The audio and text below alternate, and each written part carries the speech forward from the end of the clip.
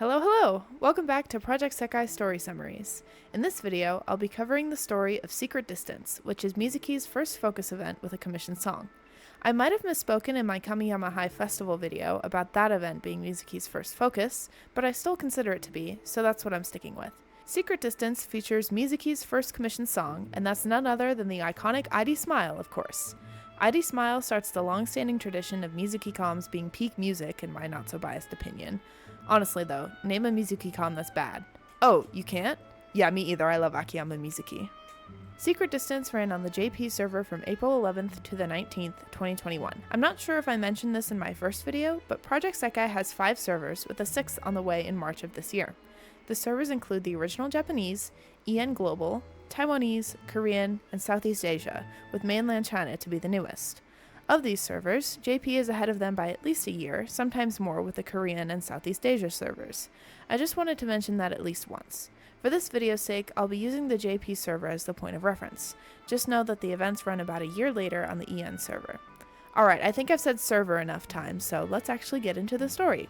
The start of this event is very similar to pretty much every other Night Court event up until this point. The group just finished up a new song and are talking about the next one.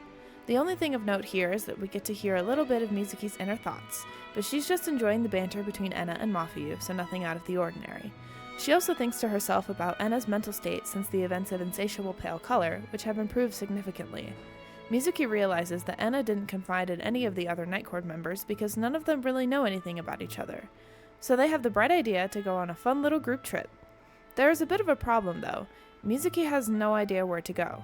She thinks about going to see cherry blossoms, but a flashback of middle school Mizuki makes her push that thought away. Eventually, she remembers the haunted house from the school festival and how that might be a fun idea. Mizuki doesn't think the others will agree to go if that's the destination, however, so she thinks of other ways to convince them. The next day, around the time Mizuki gets home from work, she sees a message from Kanade asking everyone to meet in the Sekai. This is an uncommon request from Kanade, so Mizuki heads over right away. The truth is, well, Kanade's in a motivational slump. Poor girl looks so guilty about not being able to meet the deadline, and makes me so sad. Enna and Mizuki are both really understanding about the whole situation, but classic blunt Mafuyu just does not give a damn. Girlie, I know it's your whole thing, but please be emotionally intelligent for once. Kanade admits that she asked everyone to come to the Sekai in hopes of gaining some new ideas or inspiration. Nigo doesn't really help her in that regard, but Miku suggests doing something new or different to stir up motivation. Perfect wingman move by Miku here, A+. Mizuki does get her little moment to say something, and she starts to, but Meiko swoops in and steals the show. If you've heard ID Smile before, you know that Meiko is in the song, so obviously she'd need to be introduced in the story. And this is the spot. Everyone say hi to Meiko. Oh, wait, she just wants to be ignored? Okay everyone, act like Meiko isn't here at all, even though she's watching our every move from a distance. Okay, well, Mizuki does get to propose her spooky little haunted ghost trip after Meiko's brief interruption. She intends to keep everyone else in the dark concerning the actual stops on the trip, and the rest of the group readily agrees. Fast forward to the day of the mystery tour, Mizuki takes everyone to their first destination, which is an hour-long train ride away. Enna gets a little frustrated with how long it's taking, and Mizuki decides to placate her by finally revealing their destination, a haunted tunnel. Kanade and Enna are very reasonably freaked out by this. Once they arrive, Mizuki is having the time of her life. I love an unbothered queen, but girl, please take a look at Kanade, she's going to wither away at this point. I really don't want to go into a play-by-play of the group's actions in the haunted tunnel, so I'll just be brief with this. Mizuki is being Mizuki. Enna and Kanade are not having the best of times, and Mafuyu is being her usual stoic self, but with some added protectiveness of Kanade. She even directly says anything for Kanade's sake, and the models indicate that she holds Kanade's hand as they walk, which I think is super cute. Anyway, Mizuki tells them all a story about a ghostly woman with long hair, but ends the story pretty quickly as they near the exit. Suddenly though, they turn around to find Kanade missing. Mizuki and Mafuyu run back in the other direction to look for her while Enna is rooted to the spot, terrified. She makes a break for the exit but is stopped by a ghostly figure with long hair. It's Kanade. Poor thing got spooked and twisted her ankle, which in turn spooked Enna. Yeah, neither of them are having a good time right now. But since they've reached the end of the tunnel, it's time for the next spooky stop. I feel like this event should have been a Halloween event or something. It would make more sense that way. In any case, the next stop is an old, desecrated shrine. Mizuki calls this shrine the Cursed Shrine of Separation and tells a story about two sisters that died while separated. Those two sisters now curse anyone that comes to their shrine to drift apart from their loved ones. Enna doesn't really buy the story though. This prompts a whole discussion about siblings, and Mizuki brings up her older sister who lives overseas. They talk a little more, bantering back and forth, but Kanade still doesn't have any ideas, so they move on from the shrine. The next scene is a little break from the mystery tour, cutting to the empty Sekai with Miku, Meiko, and Rin. Rin asks Meiko why she said what she did to the others, though the question is more about her thought process behind wanting to be treated as invisible. Meiko says that she just prefers to learn more about people from a distance. She also mentions that the rest of Nigo can freely enter and exit the Sekai, even though it's made from Mafuyu's feelings. Meiko is sure that each of the members holds a special place in Mafuyu's heart. Also, though, she picks up on the fact that each of the other members have their fair share of struggles and secrets, and she's determined to find out what those are, especially Mizuki's. Oh boy, she knows. Back to the spooky sights for now. The final destination on the trip is an abandoned schoolhouse. Mizuki explains that there's a ghost of an old student haunting the music room, and that people/demolition crew started getting hurt when they tried to tear down the building. Mafuyu suddenly empathizes with the dead student and makes for the door, disappearing before the others can catch up with her. They all split up to look for her. Mizuki decides to try looking in the Sekai because what Mafuyu said before was eerily similar to her words from the main story. They don't find Mafuyu in the Sekai, unfortunately. However, they do find Meiko. Mizuki asks Meiko if she's seen Mafuyu, and Meiko says no. Wow, lots of M names. Anyway, Meiko decides that this is the perfect moment to try and ask Mizuki questions, because there isn't an ounce of emotional intelligence in this entire Sekai. Mizuki is pretty cheery about the whole thing though. She answers Meiko's questions, saying that yes, she does care about the other members, and yes, she does hope that they can all stay together. However, Mafuyu is still missing, so Mizuki makes a speedy retreat. In her absence, Kanade and Enna found Mafuyu. Enna was sent to find Mizuki, and once she does, she takes them back to where Kanade and Mafuyu were. Once they arrive, they're all treated to the sight of a massive sakura tree, filled to the brim with blossoms. Mafuyu apologizes for running off.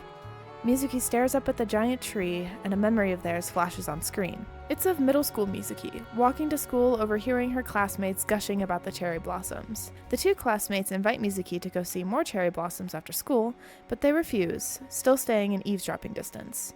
One of the classmates says to the other that they only invited Mizuki because they knew she'd refuse. Present-day Mizuki remarks how dull everything seemed to her back then, how she just couldn't understand how something as mundane as a blooming tree was beautiful. Just as the thought passes in her mind, Kanade says the exact same thing out loud. Enna and Mafuyu agree and reiterate, leaving Mizuki to find the reason why the blossoms were beautiful. It's because she's looking at them alongside her friends. They all chat with each other for a while, thinking about what it would be like to be in the same class at school. Oh, this is brought up because the new school year starts in the spring in Japan. The banter is really fun in this scene though, definitely worth the watch. After all of this, Kanade says that she thinks she can write the next song. She thought about the lonely spirits from the various places and what kind of songs would save them, and her motivation came running back.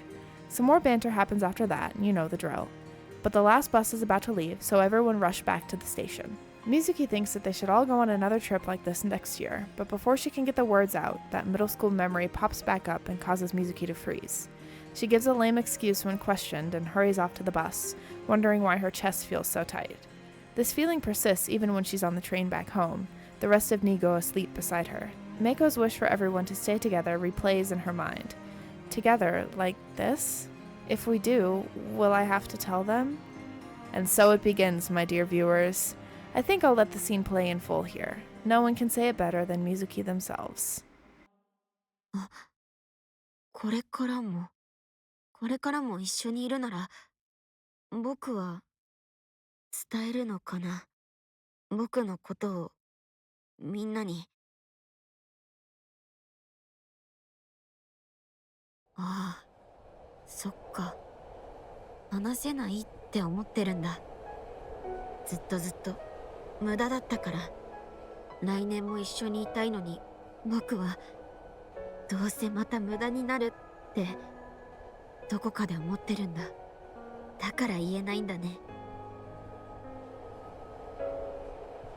また来年もって自分のことが話せないなら本当の友達になんてなれないのに。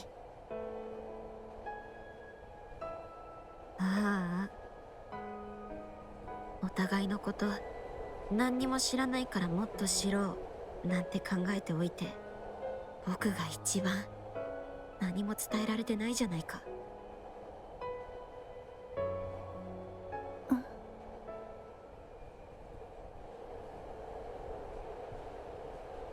水木。 At the station in Shibuya, everyone goes their separate ways, except for Enna.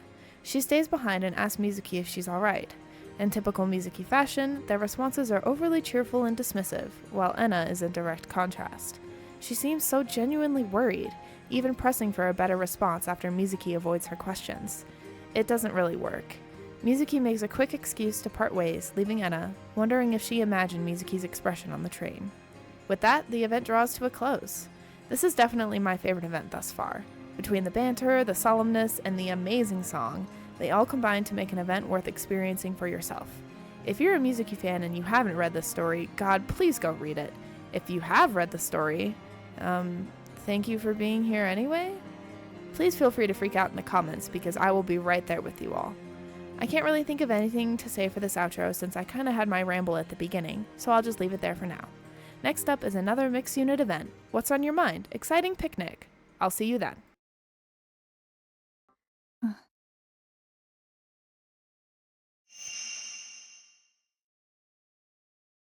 見間違いじゃなかったよね。